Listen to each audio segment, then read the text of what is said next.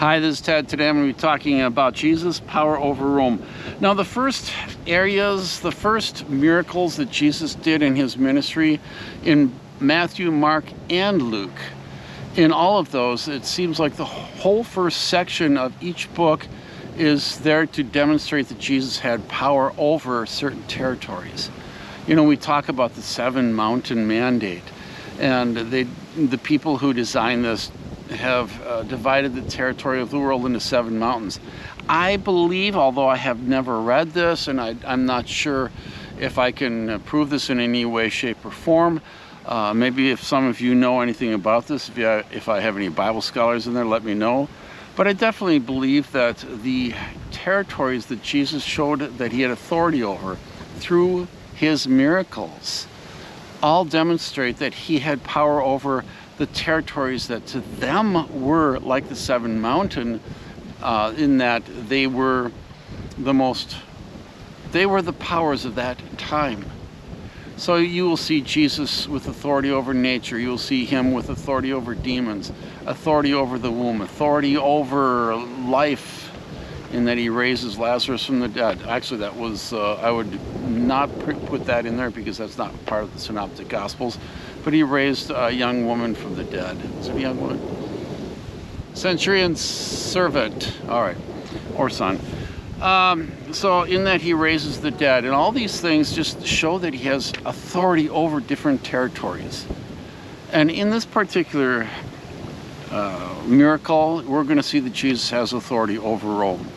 It's a bit of a stretch, simply because it doesn't say it precisely straight out, but you're going to get all kinds of symbols of Rome within this, and those symbols and those connections seem to suggest that that is where, plus, you know, in context, Jesus is showing that he has authority over different things.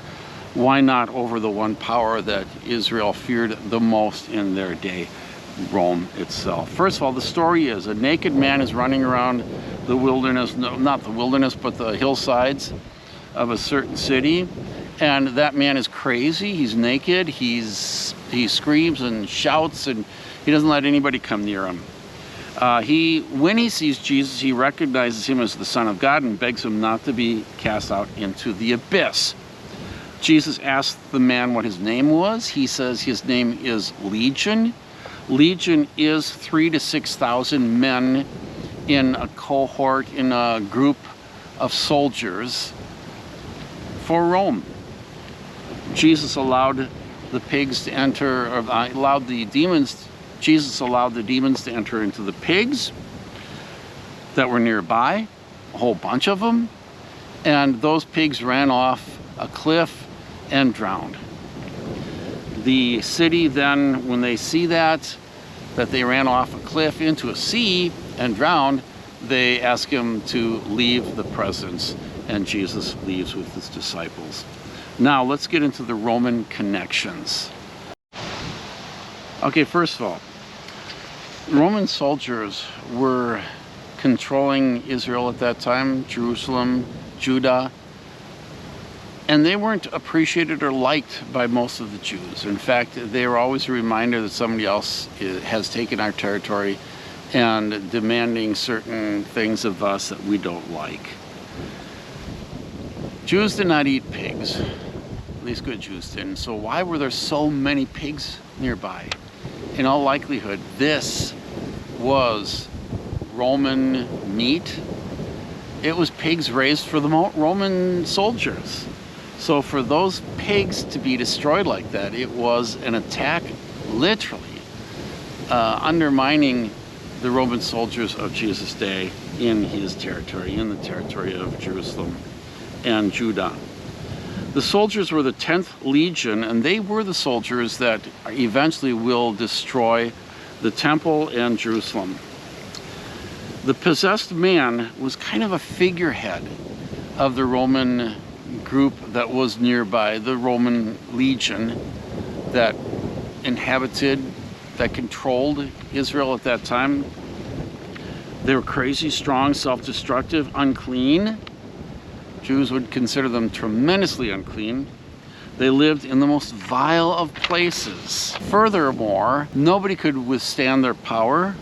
They were unnatural in their strength and unnatural in their power. He was the home, this man was the home of many, many defiled and unholy demons. And when he saw Jesus, he bowed down before him, he surrendered, and he confessed that Jesus was the Son of God, a title that was reserved for Caesar himself. So this is amazing that he would call him the Son of God. The pigs, not only were they the favorite food of the soldiers, but the wild boar was the symbol of the 10th Legion, the legion that was in Jerusalem and Judah. When Jesus cast them out, they entered the pigs, and the pigs ran into the sea and drowned. Those pigs were the symbol of the Roman soldiers being destroyed by Jesus' power. The city itself was extremely stressed out, as you can imagine. Put yourself in their shoes. All of a sudden, this guy comes in, and your whole livelihood is to take care of Roman soldiers who were brutal. Roman soldiers, meat, they're pigs. You had thousands of pigs there that you took care of so they could eat and have food. And all of a sudden, in one hour, they are all destroyed. How do you feel if you are somebody who lives in that city? You would probably do the very same thing they did. Get out of here. We don't need you around here. Go away. And that's exactly what they did. And I'm Ted. You all have a good one. Bye.